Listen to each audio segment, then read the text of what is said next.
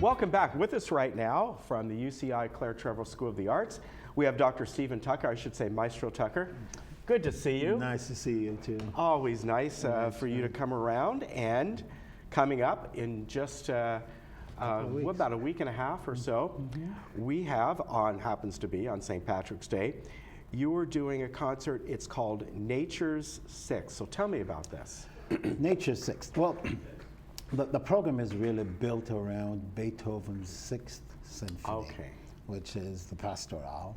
And it's really a view of Beethoven's experience in the countryside in Vienna, outside Vienna.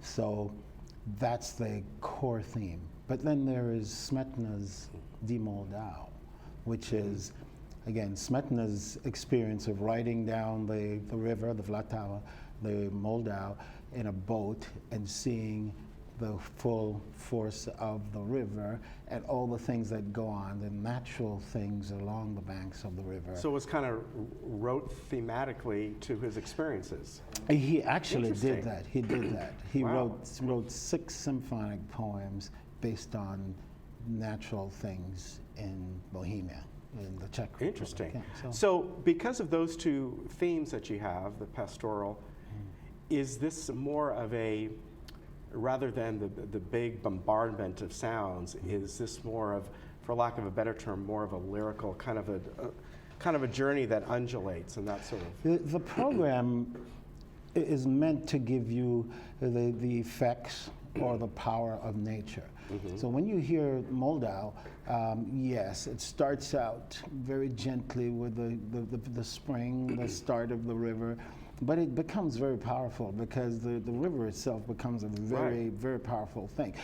But you are right, the usual bombastic sounds you get from, say, the Fifth Symphony of Beethoven, da-da-da-da, all that stuff, you won't necessarily feel that in this program. Right.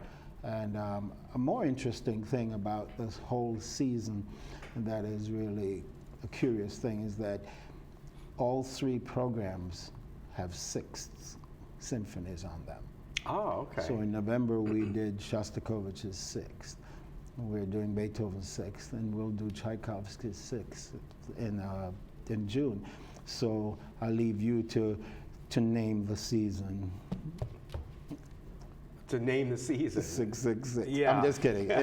We didn't name it that. We call it the season of 6. Let me ask you about the orchestra in general. Is this made up of students, people in the area, a mix?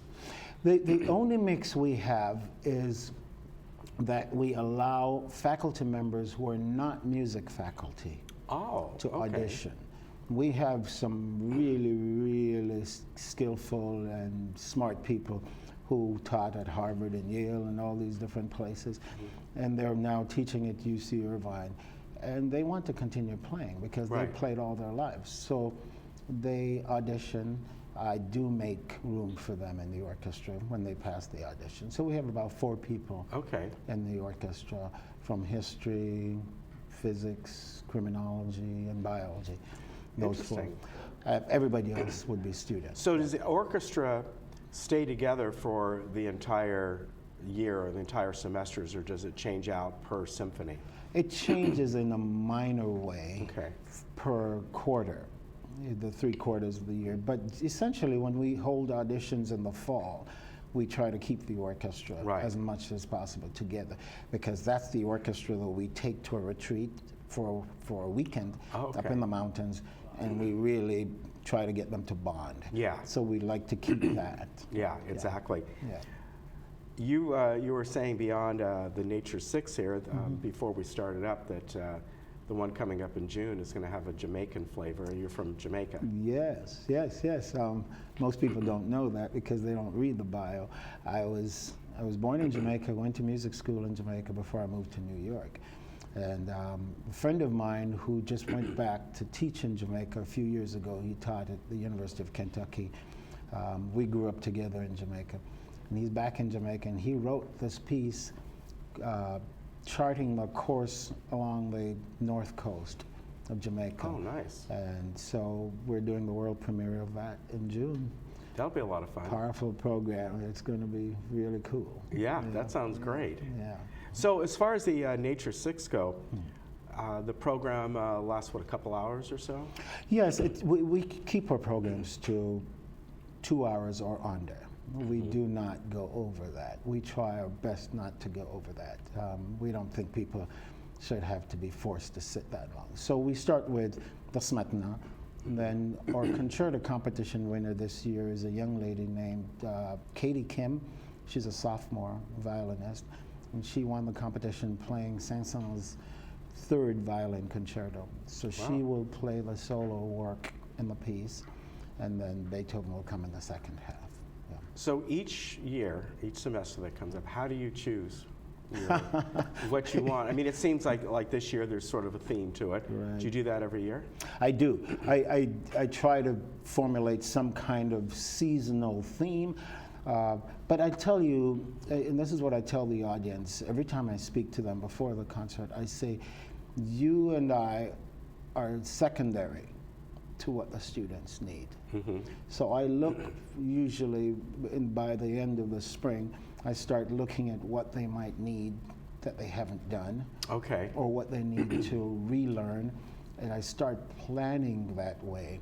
I always try to come up with a motif for the whole season, but it's specifically geared to what do they need. Right. And from there, they say, well, what do you like? And I say, well, what I like doesn't matter as much. Well, it comes later. It comes after I think about the audience. And I think, well, what do I like? Because we usually want to teach them things that they will need for life, rather than just what we like. At least that's the way I approach it. So you have some of the folks in the orchestra that have stayed in there for sophomore, junior, or 4 years. Wow. So right out of high school, they can join. Yeah, absolutely. If they pass the audition, they get into the orchestra. They can get into the department. I must say, there's a separate audition to get into the department. And when they get in and they start school, the first week of school, actually 0 week, we hold orchestra auditions. And that's when we select the orchestra from the students who exist. And then some of them may just stay in the department and maybe grow with it and eventually be able to get in with the orchestra. Yeah, absolutely. There are people who don't get in the first time, and then they as you say, they grow. Yeah. And they audition again, and then they get in. So for your seniors, where do they move on to? I imagine when I look at all the different places that you have conducted, I mean, around the world really, it seems like you would have kind of connections for them to at least get to open that door so they could audition for other orchestras. Yeah, the first thing the students want to do, and this is the tradition, and this is the route they take, they want to go to grad school. They want to learn more about what they're doing. Before they attempt to get a job, they want to learn more. Right. So every spring, which is, I shouldn't say spring, every winter, I'm faced with the dilemma of how many people I'm having to release from the orchestra to go to auditions. For example, last week my principal oboist was on the East Coast for the entire week, auditioning at Juilliard, New England Conservatory, all these places. So we get that, and we have people from all the sections having to fly out and go audition. So we have to work around that. They go to all sorts of places. Some want to stay in California, they may go to the San Francisco Conservatory. Quite a few of them go up to USC. What if they want to get on the track you took? They want to be a conductor one day. Interesting that you ask that, because I have one person right now who just came back from auditioning at the Cleveland Institute because he wants to study conducting at the graduate level. Wow. Seems he did quite well at the audition, so we will see what happens if he gets in there. Now, what about you? How did you become a conductor? Were you first violin or something like that? Did you kind of move through the orchestra that way? The years it would take for me to tell you that, I'm just kidding. No, I started out with a twin brother. We were both pianists. And we went to the Jamaica School of Music. We had our first conducting class there. And I did quite well in that. And the teacher suggested that maybe if I wanted to be a conductor, I could pursue that. But it didn't just come like that. I went to undergraduate school as a piano and organ major, and while in undergraduate school, they hired a Japanese conductor who saw me conduct and just said, you need to study conducting. Wow. And that's really where it started. Yeah. So interesting. Yeah. Now, let me also ask you, have you dabbled in writing your own symphony? Not symphonies. I spent quite a bit of my life orchestrating and arranging for recordings. And so I did quite a bit of that. Composition was never something that tugged at me, that I wanted to do. I only composed because, let's just say it was ad hoc composing. Okay.